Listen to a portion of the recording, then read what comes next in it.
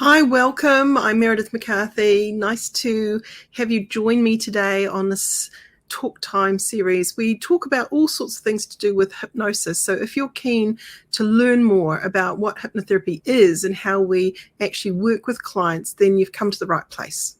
I've got Teresa Saunders who's going to be joining me in a moment, and we're going to be covering a really nice topic today.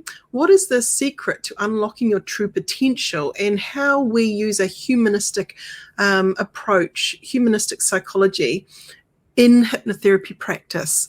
So hope you enjoyed what we've got coming up next.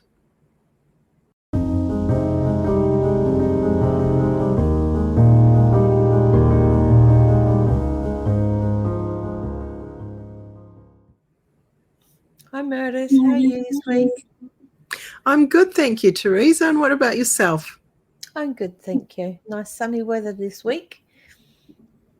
Absolutely. We've just come off the back end of a conference, the NZAPH conference, New Zealand. Oh dear, I've just gone blank. The New Zealand Association of Professional Hypnotherapists conference. Absolutely. It was here in Wellington, New Zealand, and it was a really good time, wasn't it? It was. It went very well. I think all attendees really had fun and enjoyed networking, and it was a great opportunity to meet in person again.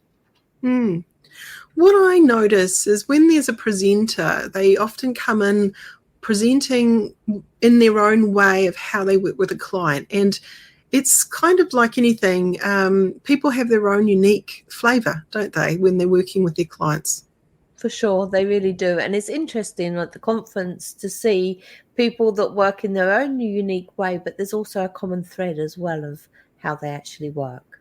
If we think about that humanistic response, this is something that is important for me when I'm with a client, to hold space enough that I'm not interrupting them unnecessarily, but I'm wanting to kind of go, what's going on for them? But I want to hear it from their side. I don't want to try and mind read them at all. What are your thoughts? Oh, for sure. And I think that's something like a trap, especially when you're early on in your career, that you can actually fall into wanting to get that answer and trying to answer it for people rather than just allowing them to have that gentle journey and release it to you as they need to. Let it unfold. What pops into my mind is accidentally causing a resistant client. So if you're coming in there too early with solutions, what do you think happens, Teresa? You break rapport with them. They think that you're sort of, telling them what to do, and it's not good. Even if it was the best idea ever, a person needs to be the one that comes up with their idea because they're more likely to own it, right? That's true. Yeah, we don't like being told what to do we? Even from early on in our life, we don't like being said, "You've got to do this now," or "How about?" We're not. We're more resistant, aren't we, when we're told what to do? However, if we feel that it's our thoughts of what to do and feel as if it's come from us, then we're have a more tendency to have a go and try it. Definitely. One of the things that pops into my mind is the client has the answer. This is something that I was taught, and it was drilled into my head over the years by being in situations where I wasn't really sure what to do with that client yet. And I would just kind of take my time to sort of see what else will they reveal to me that could be significant or important, and what are the kind of questions that I might start to ask that client that could help them self-actualise. What are your thoughts on that one? Yeah, I think that's a really good point to make. I also think that sometimes with clients, just giving them that space to talk to you, because they may need to pause because they're thinking about what they need to unpack and tell you, or nervous because rapport hasn't quite been made yet, or it's the first time they've ever told anybody this part of their story. So sometimes just pausing and allowing your client to continue without pushing them forwards into, well, rushing them, I guess you could say. We've got a pace. I remember a little wee diagram that someone showed me once, like a racehorse, and just kind of thinking about them going around a track, okay?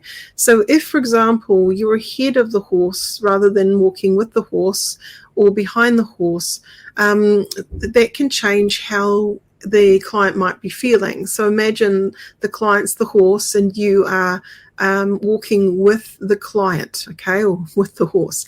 It's going to be a much better journey. But if you are 1,000 steps before the horses, you've got a problem, because the horse might disappear and leave you and you wouldn't even notice. You keep on talking, and the horse is gone.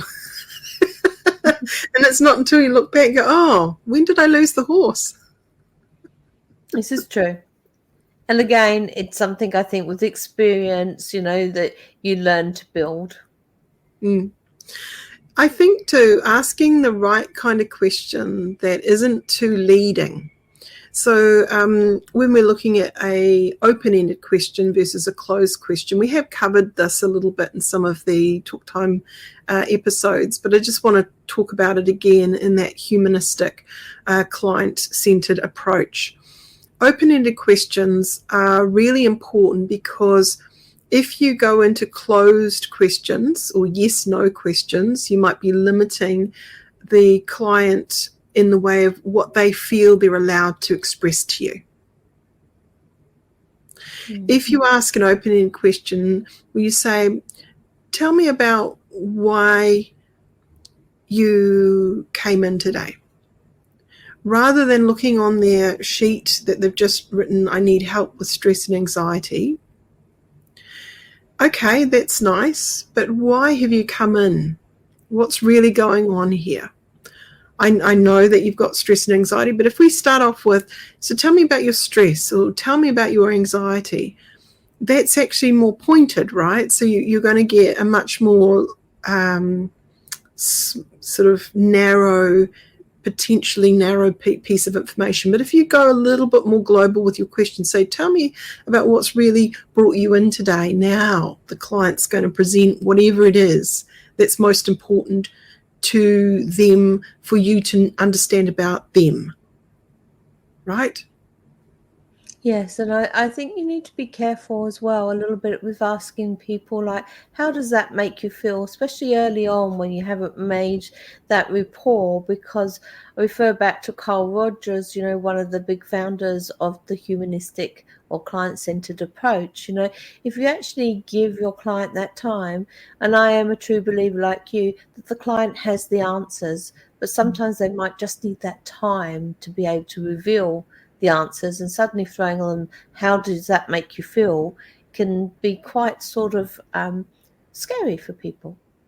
Many times too, they're dissociated from the feeling. They may not be able to label the feeling because it's too intense. Or even if you ask them, how do you want to feel? They may not be ready to identify how they want to feel instead of how they have been feeling. So pacing and timing within that client session is essential, but you're gaining enough rapport. That means that the client is trusting you, trusting the process. Then they're going to relax, right? Yeah, for sure. That relaxation helps a person then process better, because if they're really upset and if you triggered them and they're going into their really doomsday report, how things have been for them, that potentially might make them more stressed talking about it. Let's face it, you're resurfacing the stuff that's really big for them. So that can be quite nerve-wracking by itself, just starting to talk to a stranger about stuff that's really, really intimate to you. So building that trust and pacing at the beginning, giving them enough time to unpack, that you go, well, who is really sitting in front of me today and what is really motivating them behind the changes that they wish to see? Yeah, for sure. And sort of acknowledging to your client that you're actually hearing what they say. So maybe mirroring back some of what they've actually told you. you don't have to agree what they've actually told you if they're talking about something that's happened and and the behaviour that they've done, but just acknowledge that they've been heard. Yeah. So when we're kind of looking at that idea of mirroring back, it's not necessarily exact word for word, but it could be a little summary of, so what I hear you saying is that every time you come home and you go into that space where your husband's upset, it causes you to feel really anxious. Is that right? So you're making sure you're connecting in with them. Let's look at using their language patterns rather than your language patterns. If I said, oh, I'm really angry, and you might be having an angry day too, my anger and your anger might be quite different. Chances are they will be too. Yeah. So if you had 10 people in a room and you say, okay, what makes you angry and how does that feel outside of just angry? Okay, so it could be I feel sad, I feel disconnected, I feel abused, and now the next person, they say, well, this is what makes me angry. I feel distant, I feel confused, I feel powerless. The next person, they have their story. Well, this is what makes me angry, and away they go. And their emotional expression of what anger actually is, the combination of emotions, may be quite unique. And again, that brings us back to listening to your client and not trying to problem solve for them. So when we're looking at that idea of solution focus, okay, so who's got the solutions?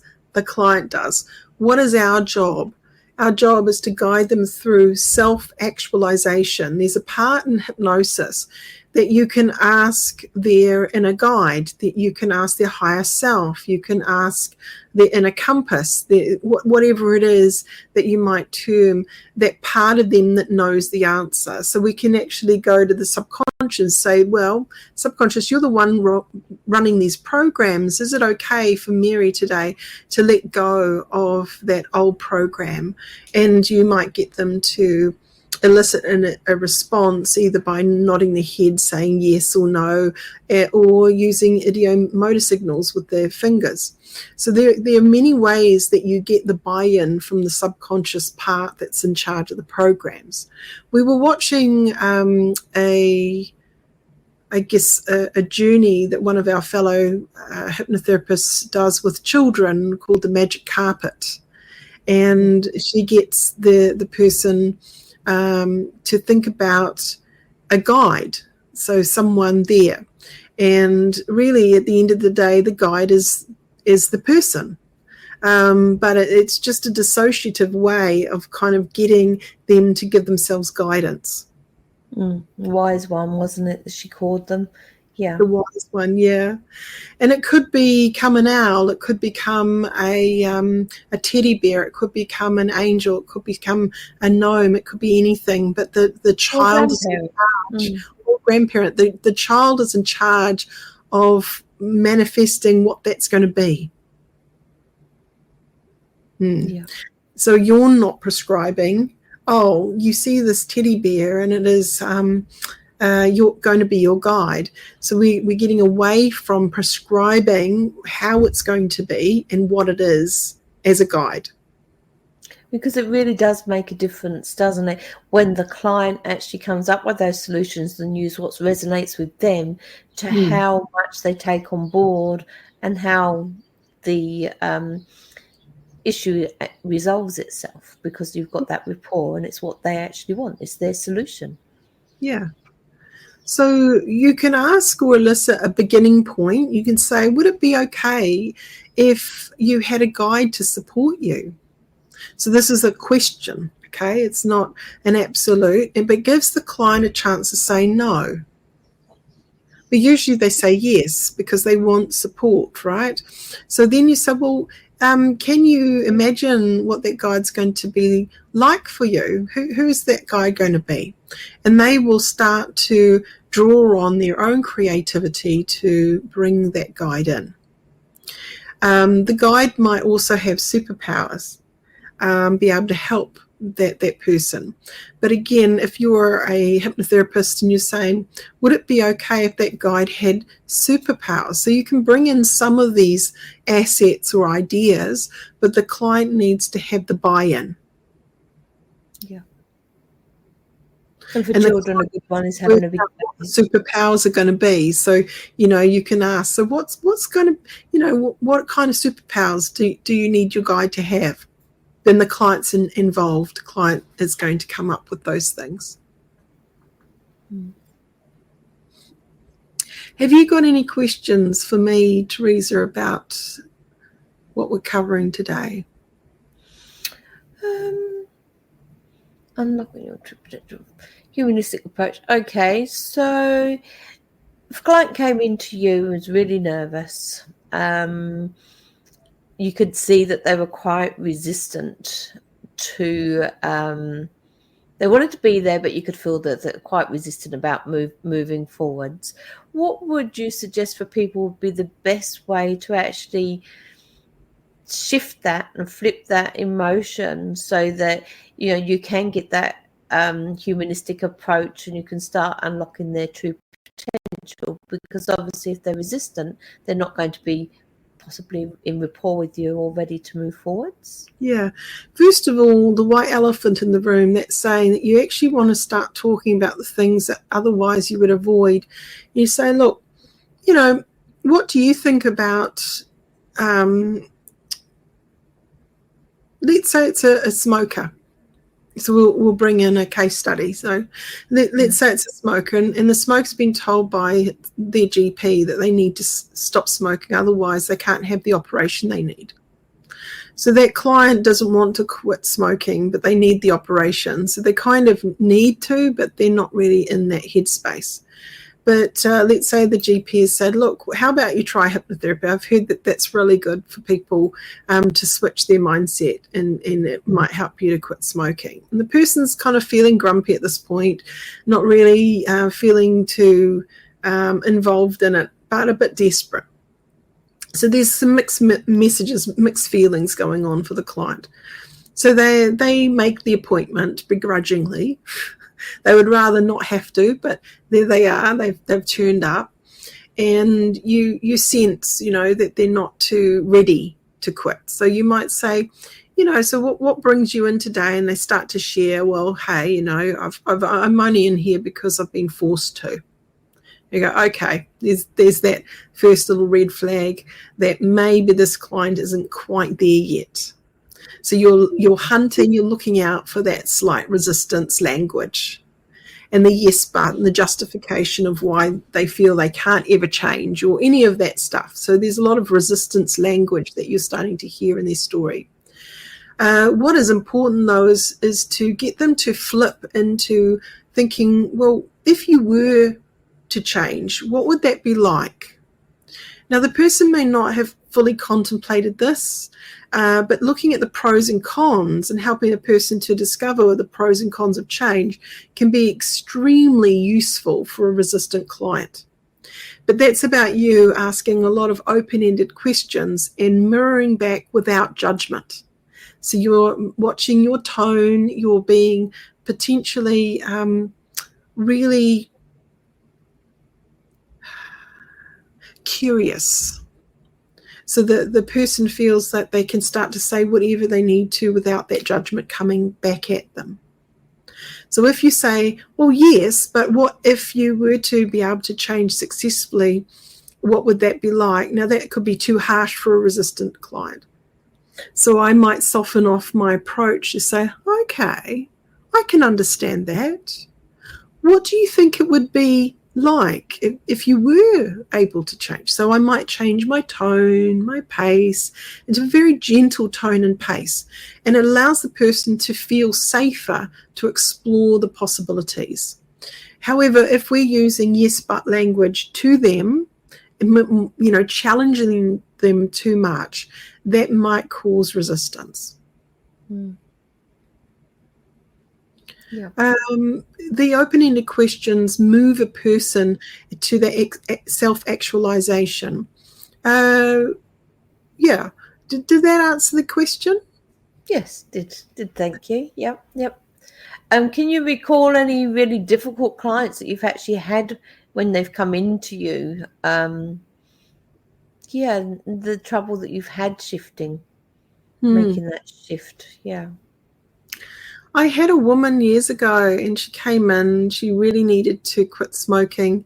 Again, health-wise, there was a whole lot of things going on, but she was so entrenched, and she'd been to other people, and it had never worked. And she'd tried Champax and nicotine and patches and gum and lozenge and all of these things, and nothing had worked. And she was just feeling desperate.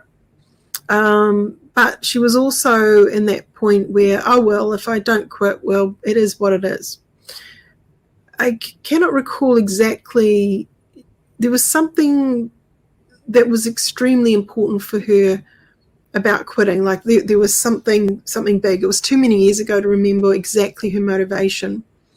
But I needed to elicit some ego strengthening within the client session, and also normalize the past is done, that you're not the same version. And each time we go and do something new, we go with information of what not to do. So what did you learn about those times where it didn't quite work? You know, you didn't quite stay on track for more than 48 hours or whatever. So I started to talk to her about that. You know, what was your journey? What was it like last time you quit? How were you feeling?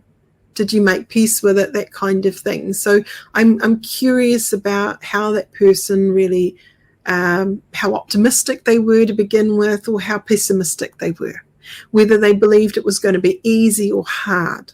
So dealing with that particular client, I needed her to believe in herself, first of all.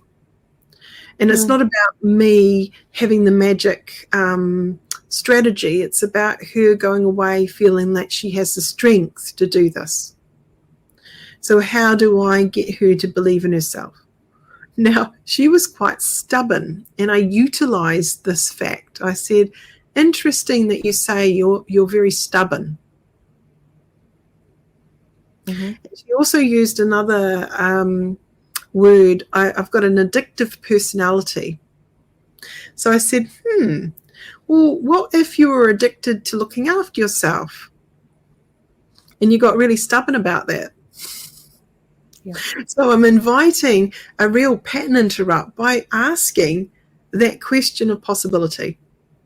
And you're using your client's own words, so they'll resonate to them and make them think more about it, because if they hadn't said that to you, it wouldn't resonate. Yeah.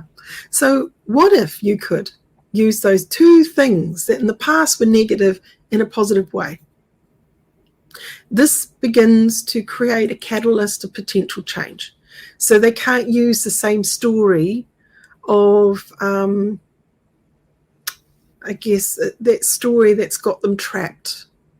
And, you know, it's kind of this perpetual, woe is me, I can never do this, this is hard, I guess I have to resign, that I won't be able to do this thing because I'm not going to ever be able to quit. But I'm giving it a go as a last-ditch attempt. I mean, really, she came in and she was in quite the state of nervousness.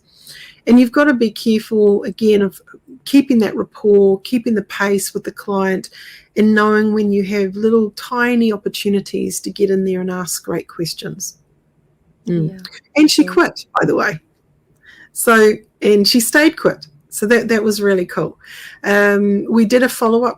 I think we had 2 other follow-up sessions because I wanted to cover relapse prevention with her and make sure she was really on track. And she felt that she needed an external witness too to keep her honest. So that was good.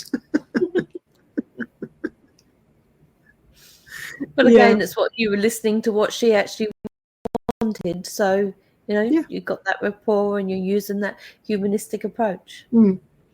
People have lots of tools, lots of skills, lots of superpowers in themselves. And if you can allow that session to move towards that super ego strengthening, that person then really goes away out of your clinic really believing in themselves, believing that they've got what they need.